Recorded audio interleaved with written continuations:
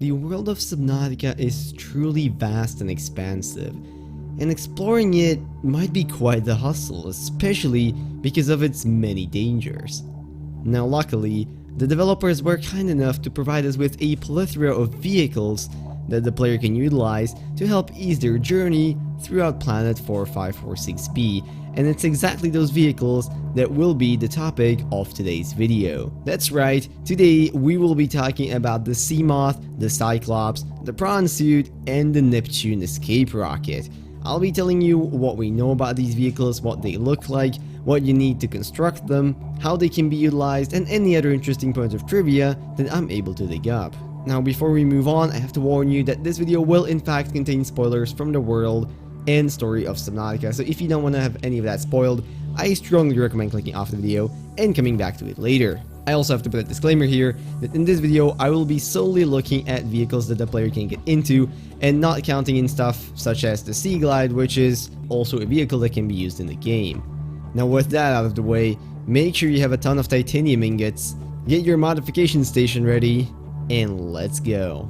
And first of all, we're going to be starting out with everyone's favorite one-person operated 3.3 meters wide submarine, also known as the Seamoth. Now looking at it from the outside, we can see that this is a relatively small submarine that can house one person, powered by a single electricity-based power cell in the bottom, with a large circular windshield at the front, allowing for the player to view a lot of angles in front of them, and a large propulsion engine in the back that is used to move around space. Now one of the core marketing points of the Seamoth, and one of the reasons why it beats out other submarines in the world of Subnautica in terms of competition, is the fact that it is heavily customizable, as noted by the large amount of modifications and add-ons that the player can build if they so desire. Now I'm not going to be talking about these too much because they're mostly self-explanatory, but these can include modules such as internal storage for extra storage, hull reinforcement for more damage resistance,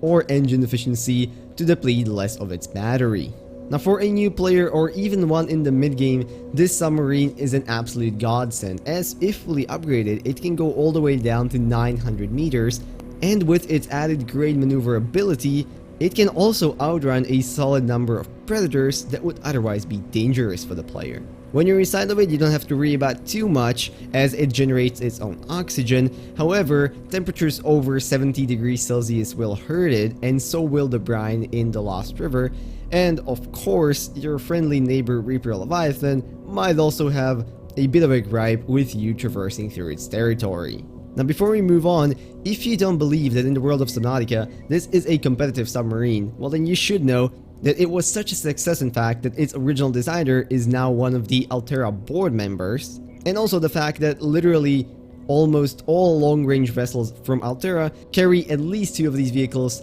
on board, as they are not only able to work underwater in high pressures but also in space. After all, just as its motto states, the Seamoth, it goes anywhere but land. But let's move on onto a secondary vehicle that the player is able to craft in the game, and this time it will be everyone's favorite bipedal mechanical walker designed for use in extreme pressure and zero gravity environments. It is the Prong Suit, also known as the Pressure Reactive Armored Waterproof Nanosuit. Now the one that can be currently crafted in the game is in fact the latest version MK3, which is supposedly much better than any of its previous competitors, both in terms of energy efficiency but also its resistances, as the suit can not only be used for extreme deep sea exploration down to the depths of 1700 meters, but also for much more cumbersome but possible land exploration. Just as the Seamoth, this vehicle is powered by electricity and it generates its own oxygen if the player is inside of it.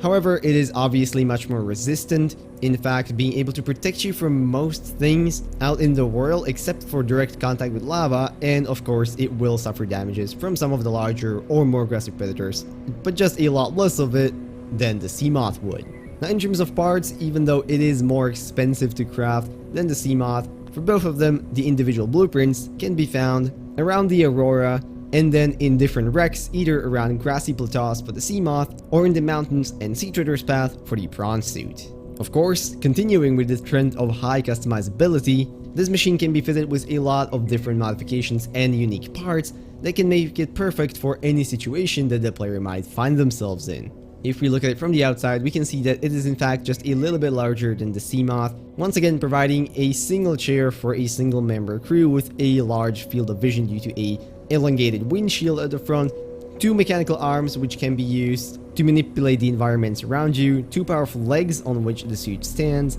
a hatch at the top, and 2 power cells on the back which power this beast. On the very back you can also find a set of 2 thrusters which it can use to move around environments a little bit more effectively. After all, it's just like its motto states, which simply is, the Prong Suit, it's got you covered. Now with that, we can move into the larger vehicles, and more specifically, the largest 54-meter long operatable submarine that the player can actually build in the game, the Cyclops. Now the Cyclops is definitely a step up in terms of size and in terms of what it provides to the player. With a max dive depth upon being fully upgraded being, again, 1700 meters, it rivals the Prong Suit in terms of durability, but because of its size, it can provide the player with much more than that.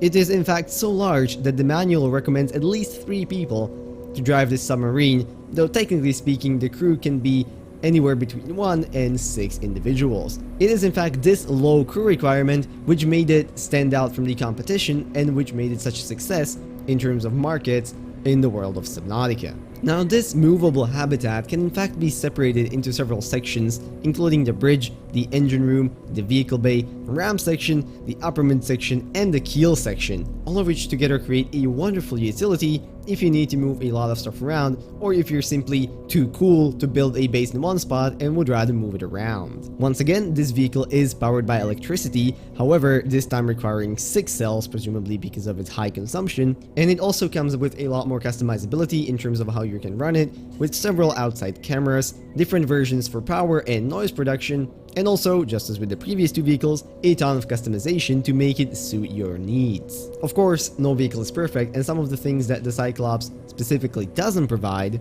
are habitation quarters, with the manual in fact recommending the captain to draw up a rota to decide who gets to sleep in the corridor for each night, and it also doesn't come with automatic fire suppression or prevention from sinking in case of a full system failure. It should also be noted here that it's not really clear whether this vehicle has a lot of use outside of, well, water and liquids, as its shape seems to be specifically submarine-like and intended for use of water, and that's also kind of what the databank states, but it is possible that it was also used outside in space for some sort of transportational purpose. If you're looking to get your hands on one of these, the best place to look would be the seabed around the mushroom forest or the sea trader's path, and you can also try out some wrecks which can be found in those same locations. And finally, the last vehicle that we will be talking about in this video,